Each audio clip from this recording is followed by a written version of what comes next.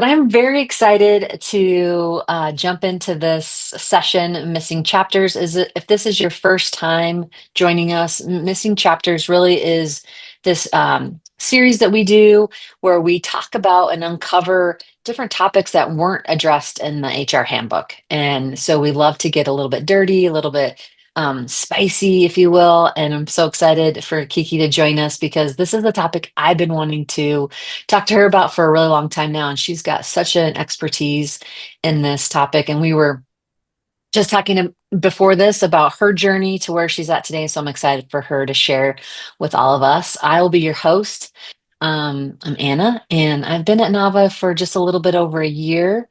And if you're not familiar with Nava, Nava is a full service modern benefit brokerage. We help small, medium sized businesses get better access to healthcare. And so we design and build those plans for um, those companies that want to offer great benefits to their employees. Okay, so Kiki, let's get into you. Um, we had to like literally stop talking right before this because I was just so excited about this topic and her journey. So yeah, Kiki, introduce us to you. Yeah, definitely. My name is Kristen. Most people know me as Kiki, and it's easier to hear in a crowd. So it's great for Starbucks or anytime I'm at a coffee shop. But either one works. Um, I started Thrive Mind Collaborative after a corporate career, really burning out of a corporate career. I spent almost a decade at Airbnb, started when the company was really small. Funny, not funny Wow. story. My parents actually thought I was potentially going to get trafficked because when I got the job, they were like, whoa, whoa, whoa. They're flying you to San Francisco. You've given them all of your personal identifying information. You're staying with strangers at a stranger's house. Like, this does not seem okay. And fast forward, it became what it became. And we had so many, crazy experiences along the way. It taught me so much. It was an incredible company, incredible people that I worked with. And when I left, I had spent most of my time in the learning and development and leadership development space, mainly Mm, in trust and safety. So, focused on how do we take care of people that are dealing with, the worst of the worst cases or trying to mitigate risks from happening. How do we take care of those folks? It's a much different, it's kind of like if you think of 911 operators, like how do we take care of those mm, folks and ensure that their wellness is taken care of because they're hearing about things that are mm. potentially stress inducing, or there's like this vicarious stress or vicarious trauma that people experience. So um, that was kind of my background. And I thought, okay, well, if I'm going to start my business, it should be in learning and development consulting, obviously. So Yeah. I started doing that. I worked with a couple companies, DoorDash, a couple smaller companies as well, supporting them in creating learning and development courses within their organizations. So it was great. I knew what I was doing. I was getting great feedback, but it just wasn't super fulfilling. And I think I had gotten to a Mm, point after burnout where anything that wasn't super fulfilling felt kind of like a waste of time. mm, And I started to realize it mainly because when folks would contact me, they would contact me to come in and bring a training. So, some sort of a transfer of knowledge. We're going to talk about mm, psychological safety. Okay, so mm, what is it? How do we promote it? How do we repair it if it's been lost or ruptured? Um, which is great. Transfer of knowledge is a great first step, but it doesn't actually cultivate behavior change. Some of the folks in that room, whoever I was training or doing a workshop with would, if they were highly motivated and highly self-aware, may start to shift some of their behaviors, but that wasn't the typical case. And so it just didn't feel as fulfilling. And around the same time, my attorney, actually, the attorney that filed my LLC for my business, reached out. She was like, I'm so burned out. I'm going to run away from my practice. I'm going to move to a remote island. I need you to coach me. And I was like, I'm not a coach. And I'm like Googling, like, can I do this? Is it like do I need a certification? Like, how do I do this? So we did just a beta test, and we did 3 months together. We were meeting weekly. And after the 3 months, she exchanged feedback for the coaching, which I was like, what is this? Had to like take a lot of courses last minute and figure out what I was doing. And by the end of it, she was like, how do I book for the rest of the year? And I felt like it was so fulfilling. So to have that on both sides, Wow. not only the really Mm, great feedback from the client of like, whoa, I haven't felt this good in a long time. You've made such a difference for me.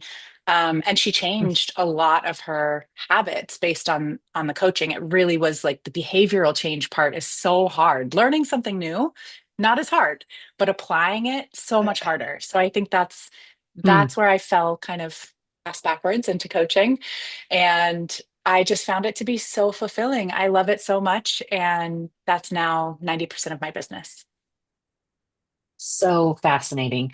And I know you do a lot of individual coaching, group coaching, leadership coaching, which is very exciting. So we can, those of you out there listening, like, this is Kiki. I know someone just recently joined us. So this is Kiki. We're gonna talk about psychological safety today, but I think it's important to know your background and like how you came into this, what you've learned. And so we were talking right before this and what you just mentioned of like, yeah, it's good to like have this learning and development. I know a lot of HR leaders and professionals think about, okay, yeah, what is our strategy for learning and development? And that's great. That's a great first step. But there's these other steps that need to fall in place if behavior wants to change. And I think that's really cool that you have found this, this unique opportunity to take companies on that journey all the way through, Yeah. which makes you more than qualified to talk about this topic. So let's jump into it.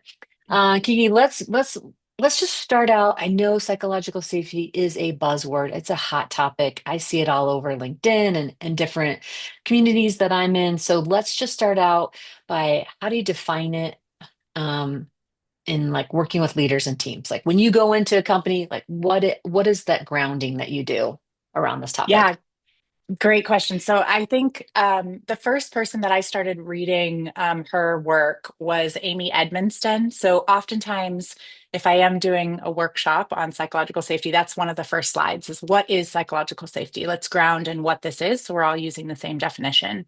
And she defines it as a belief that one will not be punished or humiliated for speaking up with ideas, questions, concerns, or mistakes.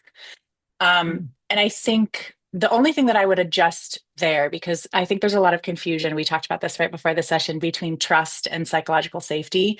And I can talk a little bit about that more, but I think it's really the environment. When we're talking about psychological safety, we're talking about creating an environment where people feel safe enough to take risks, share their truth.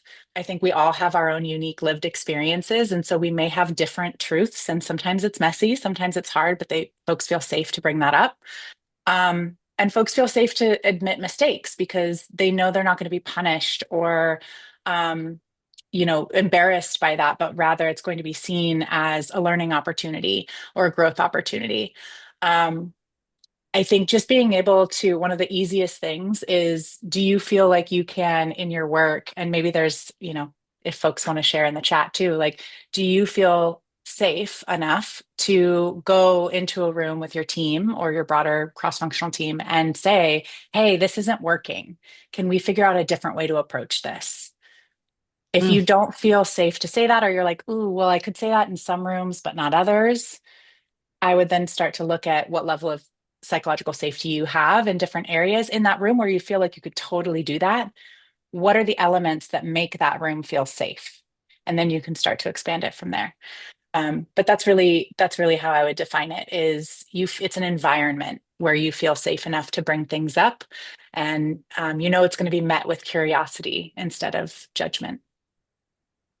ooh, that's actually really important evaluation. Met with curiosity versus judgment.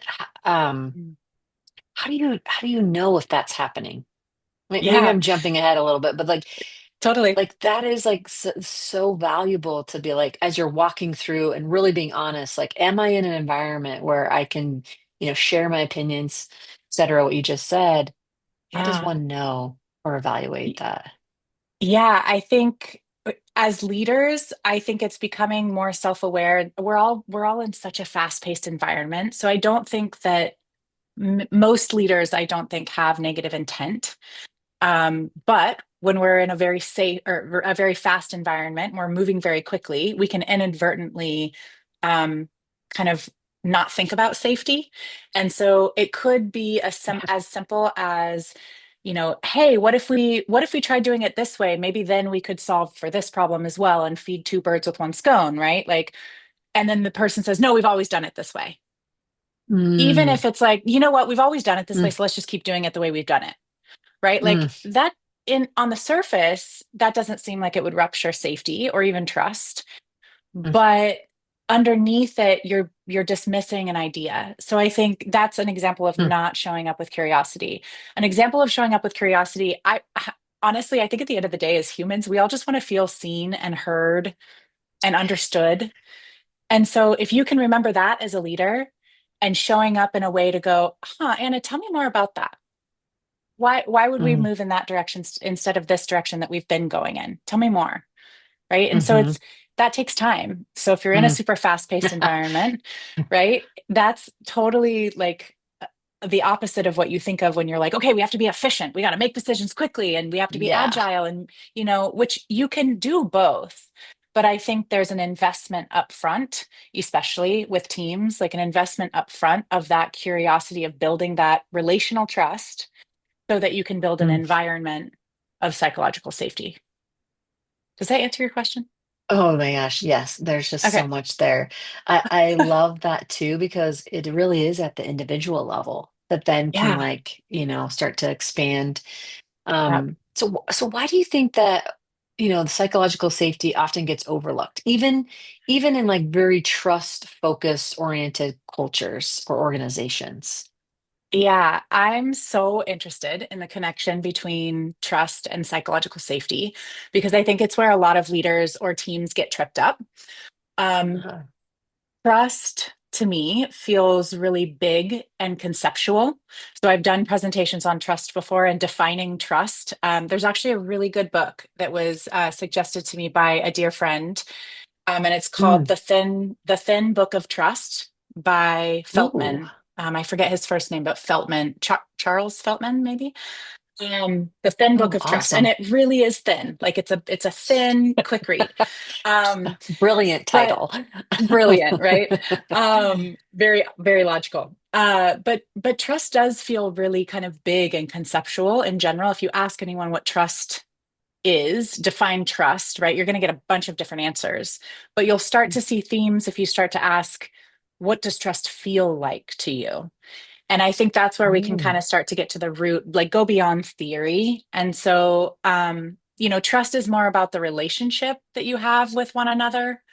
I mhm, trust that you'll show up on time. I trust that you will do what you say you're going to do. I trust that you'll have my back as my leader, right? You could have high mm, trust with a manager, but then mhm, within a team, maybe you don't have any psychological safety. So you can have both, um, and have one but not the other in certain instances, because I think psychological safety, I said it before, it's more about the environment, right? So trust is more relational.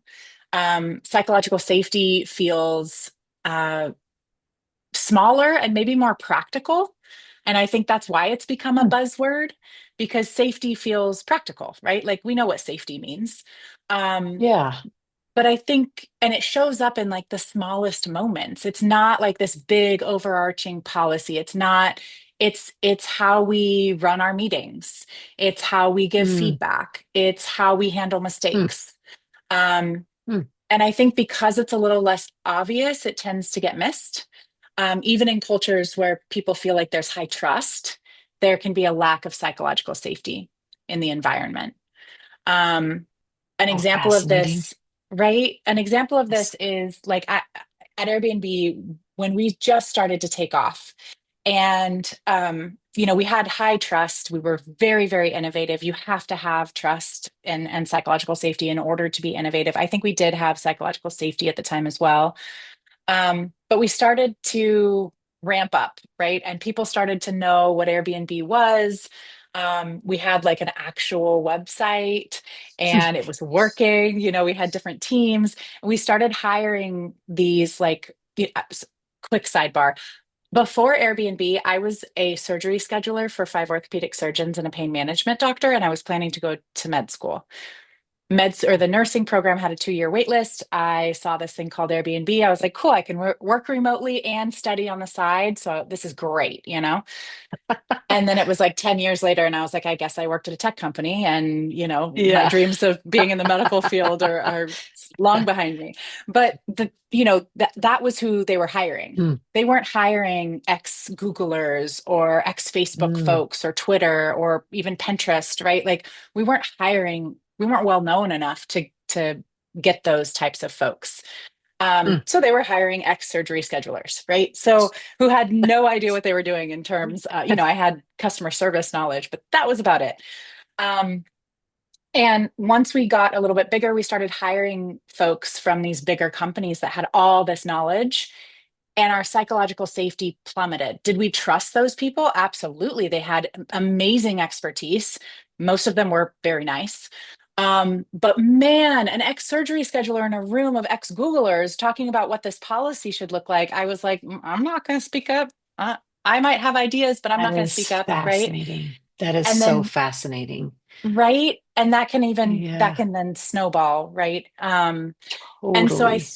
I think changes and shifts, I think you can have a really psychologically safe environment, and then quickly it kind of gets ruptured, but nothing bad necessarily happened, right? Like it wasn't a bad, we were Uh-huh. so excited to hire people who actually knew what they were doing, because we sure didn't. Oh, We were just yeah. figuring it out as we went, So, but the psychological safety, even though the trust was still high, psychological Gosh, that's so safety dipped. interesting. Yeah. So I think Because the environment had changed. All of a sudden, these new exactly. people come in. Oh, okay, that makes a ton of Yeah. sense. Yeah, trust builds that relationship, right? So all of a sudden, these new folks came in that we didn't have relationships with. So maybe there was a little bit lower trust in terms of the relationship, but psychological safety is what really shapes that environment. So they're not the same Mm-hmm. thing, but you need Mm-hmm. to, one feeds into the other. You have to have both. You can't have a psychologically safe environment with no trust. And you Mm, also can't build trust if there's not some psychological safety. mm-hmm. Wow, man, that is like power right there, especially for us in leadership positions. To Yes. understand the difference, because I've seen that now that you're describing that, I've seen that at other places I've worked, and don't Yeah. know if I've labeled it that way, but now that you're Mhm. saying it, I'm like, oh my gosh, that's exactly what happened. And I Yes. think that's why it's so important for these conversations so we can all kind of understand. And you sharing that example kind of just put it all into perspective. So as leaders, like what is our role? Like what is our role? How do we play in this? What behaviors should we be taking on or, navigating in this scenario that you just described? Like, yeah, how does a leader navigate that? Yeah. What Oh, role do they play? I have so many things to say about this. Um, Yes. Okay. let's see Go. how I can be as succinct as possible. I think that it all starts with leadership. I think we oftentimes, those folks that feel like there's not psychological safety, they're not going to speak up and say, "Hey, I don't feel psychologically safe," to someone above them, right? And so I Mm, think it's the leader's duty to really model this in everyday moments. It's not just what's on your core values list or what your mm, vision statement is, right? Like those are lovely things and very important. I do some like business coaching as well for small businesses, and that is definitely an anchor that's important. But mhm, again, similar to a training, it's not mm, something that cultivates behavior change or behavior shift in general.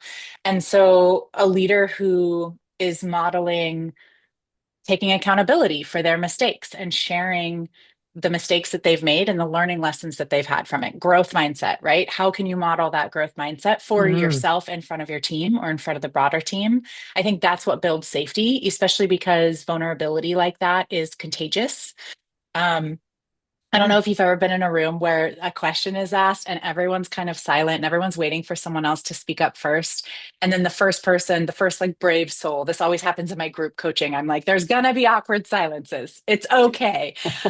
And then one brave soul will speak up and they'll be like, oh, well, I feel like we could do better in this area or whatever their answer is.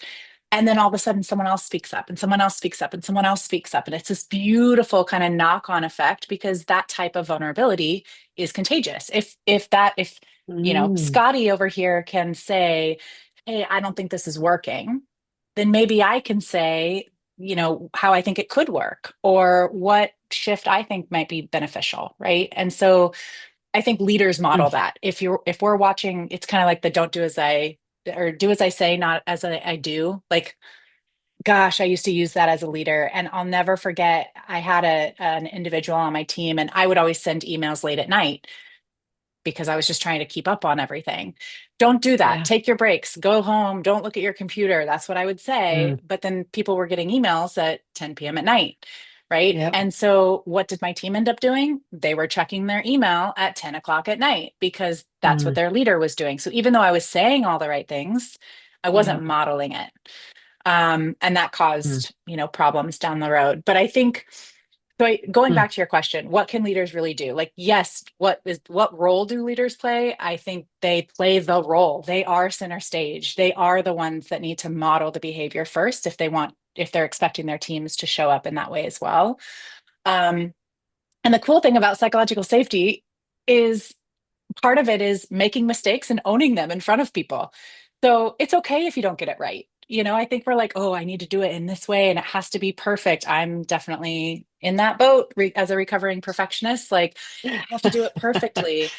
But the cool thing about psychological safety, and I learned this really as a parent too, right? Like, have I raised my voice at my children? Absolutely, I have. And it's not so much the mistake that matters as the follow up that happens. So when a mistake happens, or when someone gives you feedback and you already had a super stressful day, and your response is like, I can't deal with this right now. And you completely shut Mm. down their feedback or you show up with defensiveness.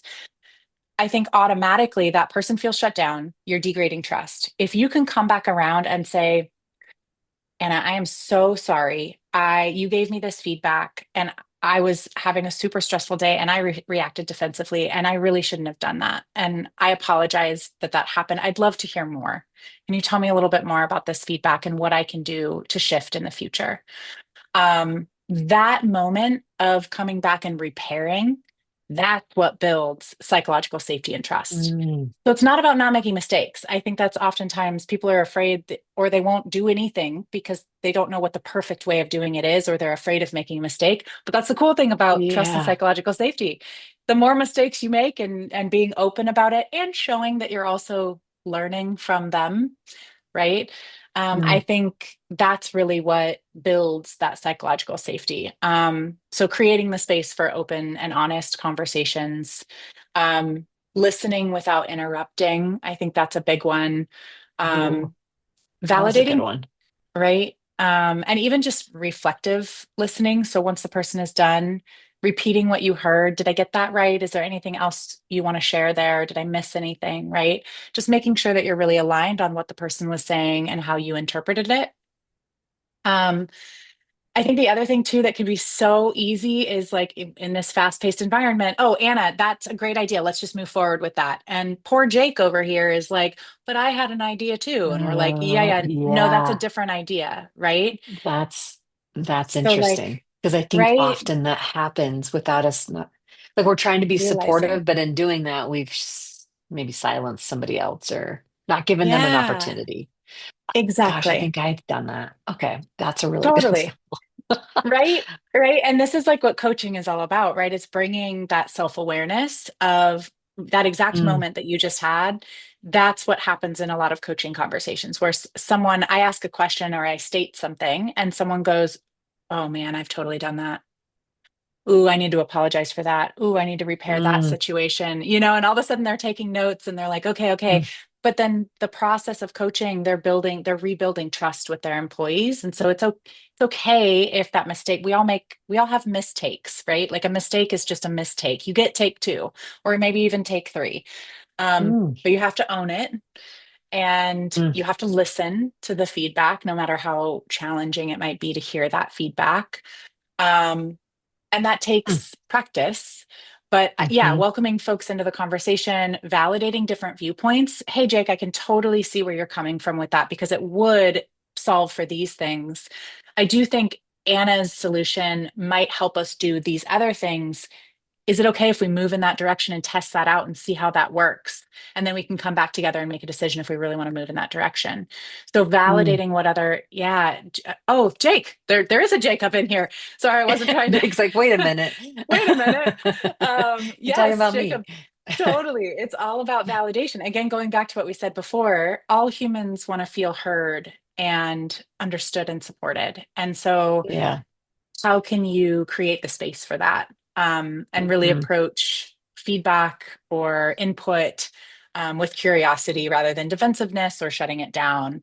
Um, and I think Mm. a lot of times it's so funny because we talk about how do we build psychological safety, but oftentimes we don't talk about what erodes psychological safety. And so at the Oh, exact yeah. same time as we're trying to build it, we're also eroding it and we don't go anywhere. We're like stuck in the mud. And it's like, what am I doing wrong? I'm doing all the things that I should be doing.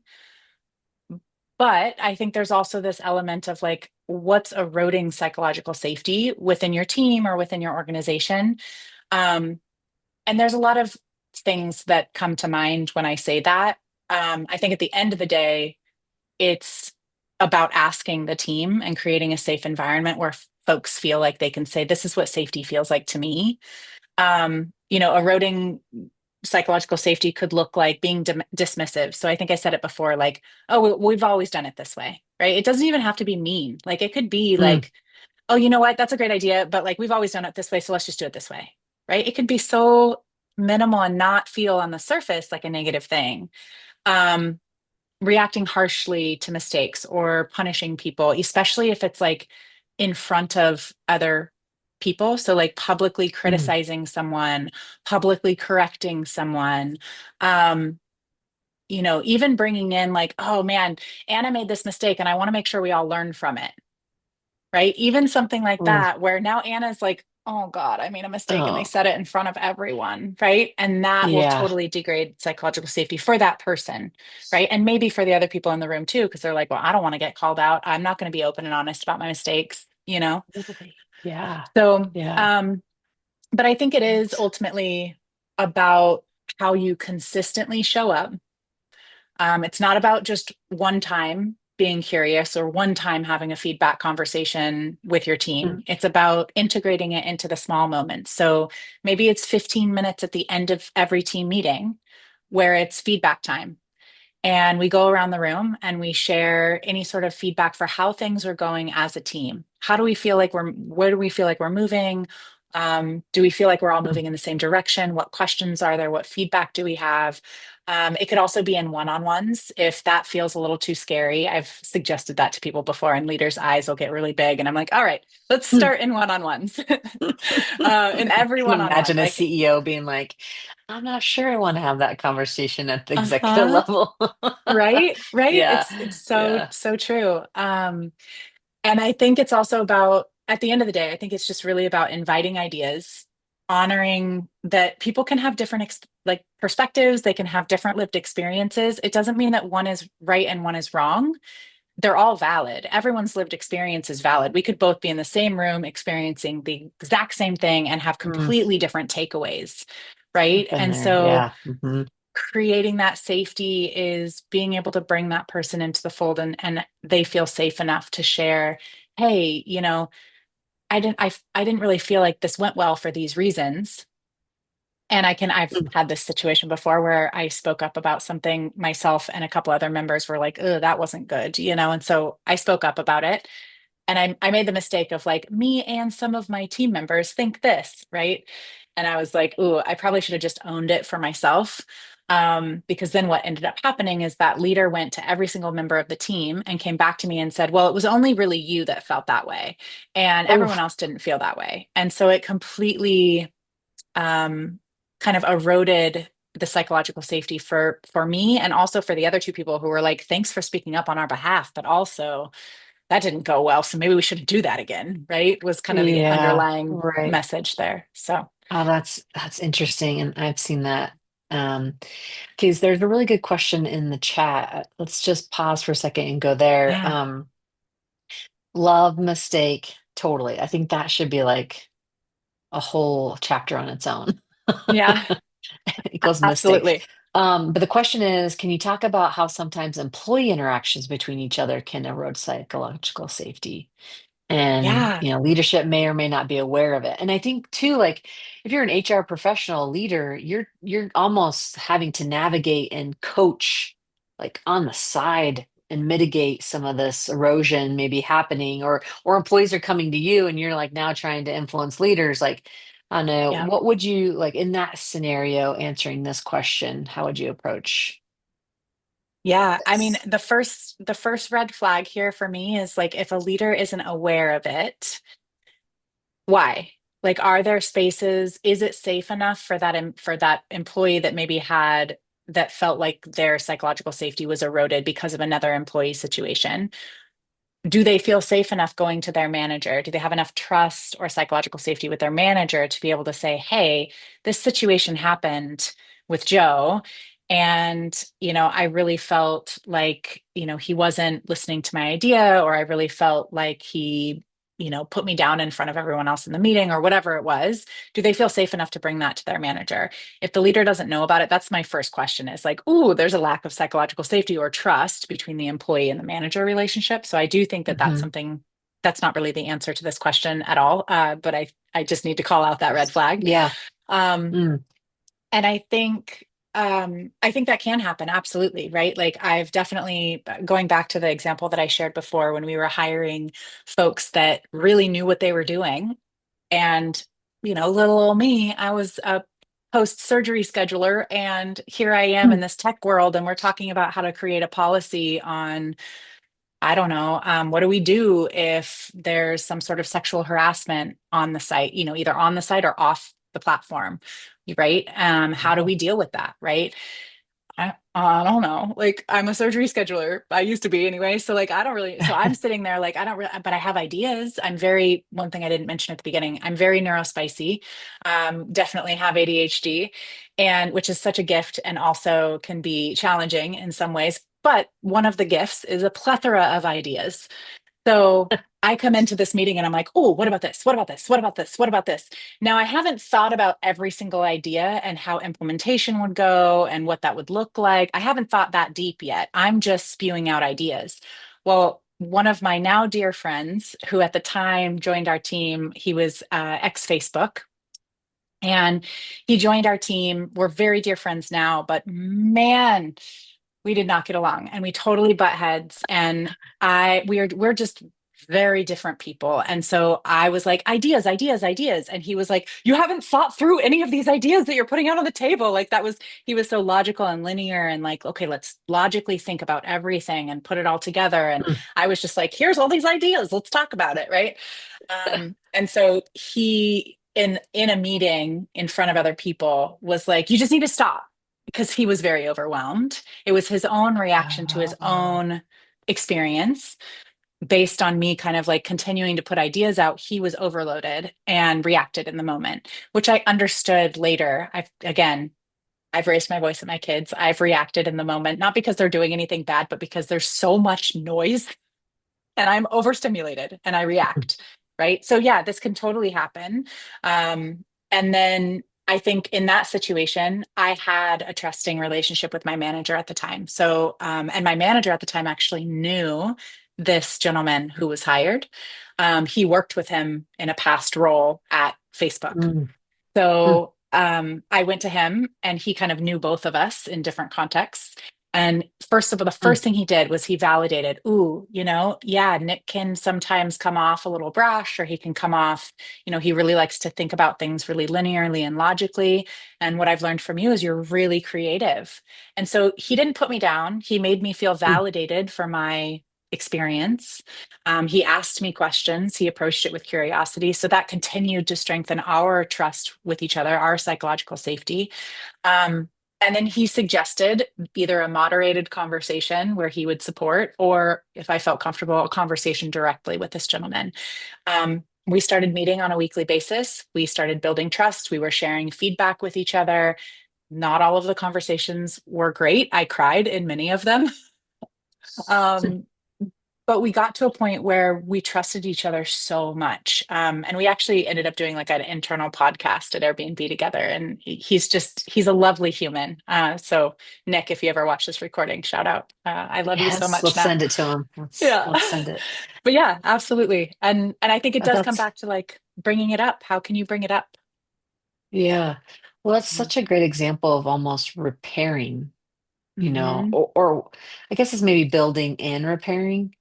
Yeah, both. I think what you've said earlier about just repairing in general, I think that's so important to kind of like maybe dig a little deeper on because Mm. oftentimes I think there's this perception of it's done.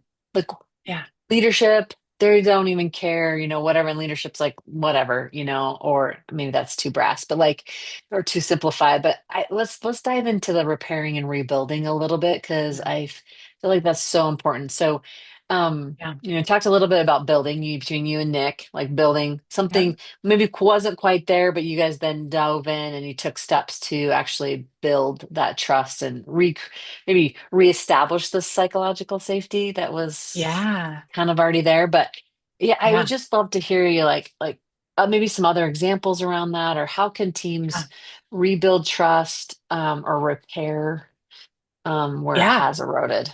Because Yeah. Great, that's great probably question. really painful, I would It imagine. And maybe that's when you're getting absolutely. called in. Like you're probably getting called into these coaching sessions because some of that has already happened. Yep, absolutely. Yes. First of all, when I was preparing for this session, I put together a couple of LinkedIn posts and just to promote the session. And one of the LinkedIn posts that I posted, I put a poll up and I asked, what's the Oh, hardest part about creating psychological safety? And 73% of people said it's repairing trust and psychological safety when it's broken oh or my when it gosh. wasn't Yeah. there in the first place. So yeah, let's talk about it. I think, Yes.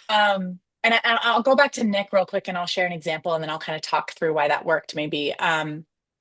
I think the first thing that Nick and I did, again, based on my own manager's suggestion, was to have something called a designed alliance. I did not create this term. He did not Oh. either. To be quite honest, I'm not sure who to attribute it to. I learned it while I was at Airbnb and I use it with my clients today. So, a designed alliance conversation is really just what it sounds like. It's a mutual conversation to better understand each other's preferences and experience so that you can show up in a way that works for them. So, a really easy example is like if Mm. I have a new team member join my team and I have a designed alliance conversation, some of the questions I might ask in that conversation is, and I'm doing two things when I ask a question. One, I'm sharing my intention. And then two, I'm asking the question. So I might say something like, hey, I'm so Mm. glad that you've joined our team. Inevitably, there's going to be moments where I have constructive feedback for you or opportunities that I want to share with you. And feedback is like a big, bad F word and it totally needs a rebrand. But It totally does. it needs a rebrand. Yes. Can I Yeah. I want to fully support that. Yes. Well, as a marketer, maybe you can help me with how we Okay, rebrand it. yes, let's do because Okay, it's side so project. subjective and yeah, okay. Sorry, that's a side note, Yes. everybody, but please chime in if you agree that needs a rebrand. Yes. Feedback. Oh man, Yeah, I say feedback. I say like the big bad F word and I say feedback and people are always like, "Oh." that Like, is yeah, so it's perfect. how Yeah. most people feel about it, right? And I think a lot of that just comes from the fact that we take feedback very personal. It is personal, right? And so it can feel like an attack on our being, our personality, who we are, when really feedback should be about specific performance opportunities, right? It's not so much Mm, about the person or the personality, it's more so about the performance. So even if, and I'm kind of going off on a tangent here, but like even if, someone is perceived in a negative way on the team and you're trying to give feedback about that, how do you give, that's a hard one, right? How, as a leader, how do you give feedback to someone when you're getting feedback from the rest of the team like, god, this person is just so hard to work with and they're so negative all the time and there's like an attack on their personality or how they're showing up. I mm, think I've had this situation, and so talking about it in terms of perception, right? Because I think a lot of people have really good intentions, but Mm, sometimes there's a big delta between their intention and their impact. And so giving some, like, mm, shining a light on that for people and sharing, like, hey, I don't think your intention is, to be challenging to work with. I don't think that's what the problem is here. But I think that sometimes that's the impact in these types of situations. And it's the perception that you're trying to shift, not the person, the perception mm, of the person, right? If that makes sense. So mhm, coming back from that, I think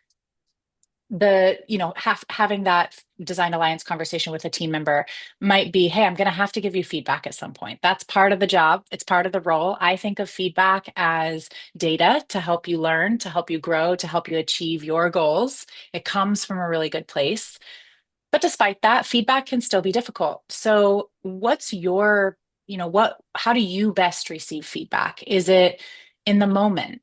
Is it over email first so you can have some time to think about it before we discuss it in our one-on-one? Is it that I just mm. bring it up in our one-on-one? Right. And you can change your answer to this. Like, tell me what you think it is, and we'll go in that direction. And guess what? The first time the manager has feedback and does it in a way that the person said they wanted it to be done, oh, I need an email first, and then we'll talk about it in our one-on-one.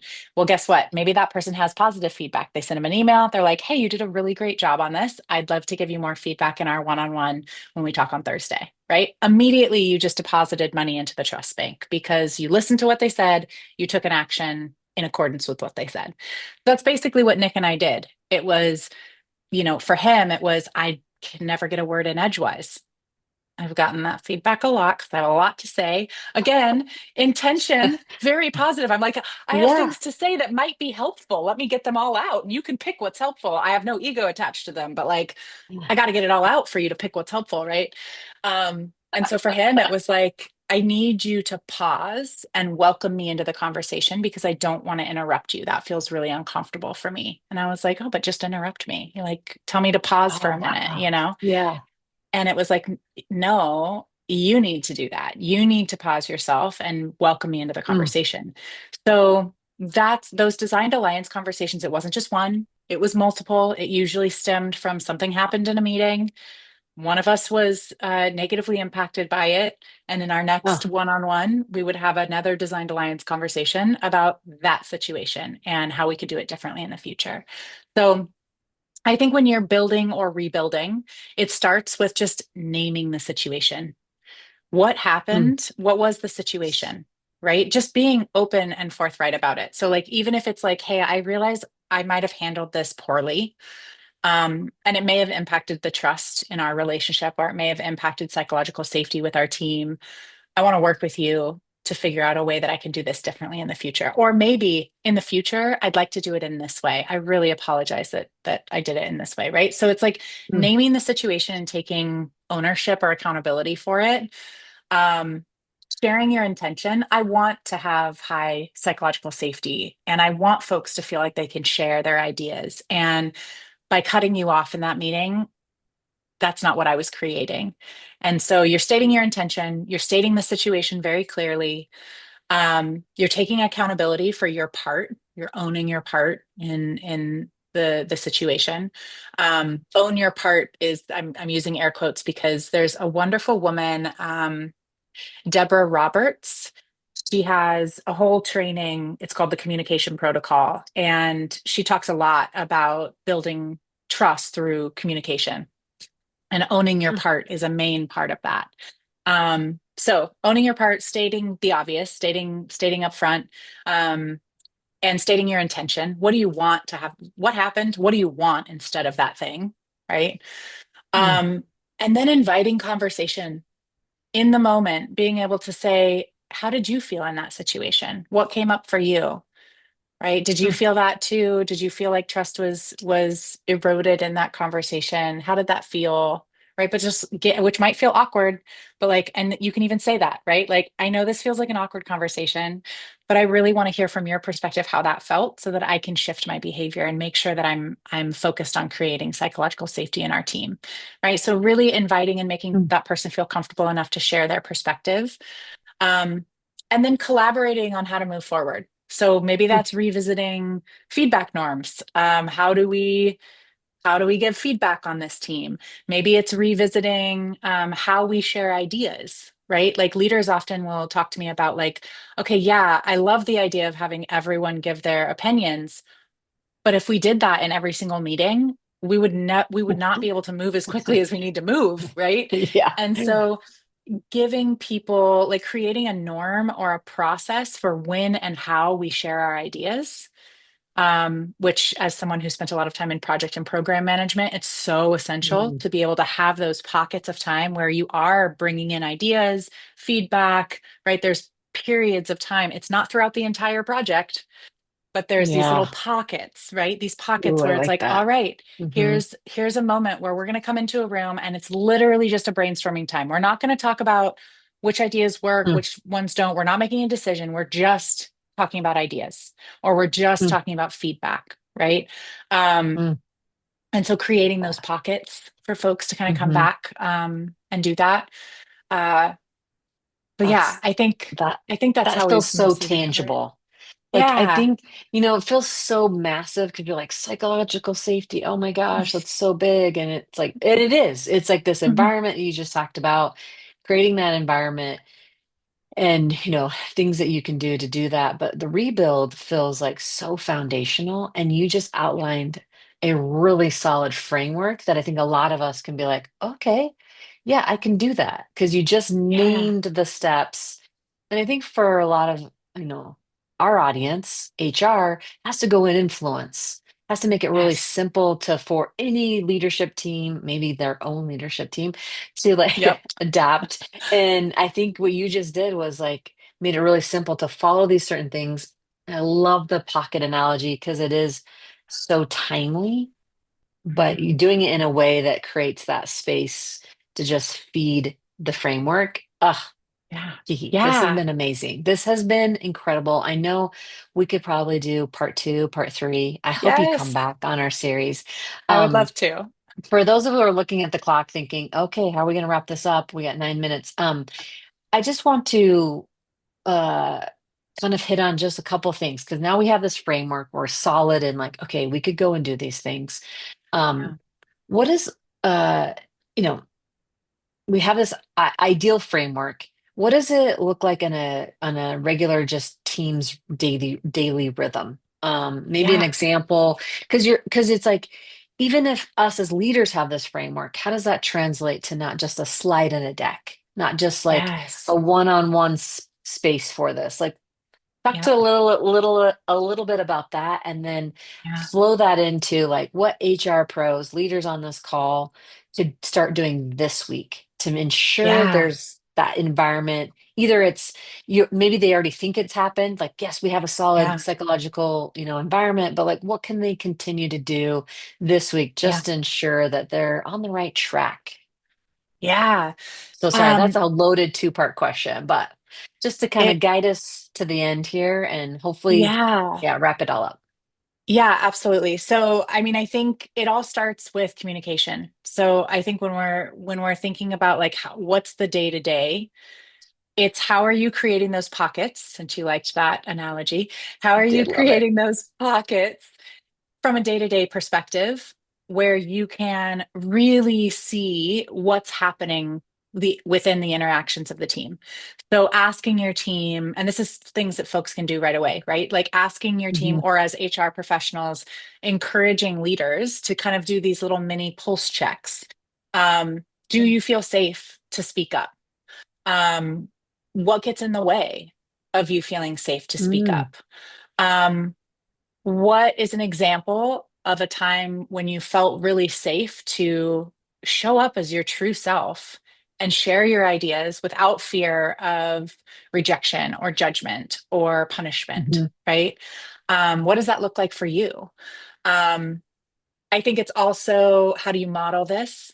So the question is, like, mm, maybe it even just starts with sharing like a really small mistake, or even starting like mistake, right? Folks liked that analogy, like using that, right? Having a little section in your team meetings that's like, make it fun, right? Or have a Slack channel that's called like mm. mistakes. right? And it's like, oh man, I made That's this funny. stupid mistake, right? Like, I need a take two. Can someone grant me a take two? Because I made this mistake. This is what I've learned. That's Now for good. take two, like, give me some energy to Mm, like take on take two, right? Like, bring some levity to it. I think mm, most of us are not brain surgeons.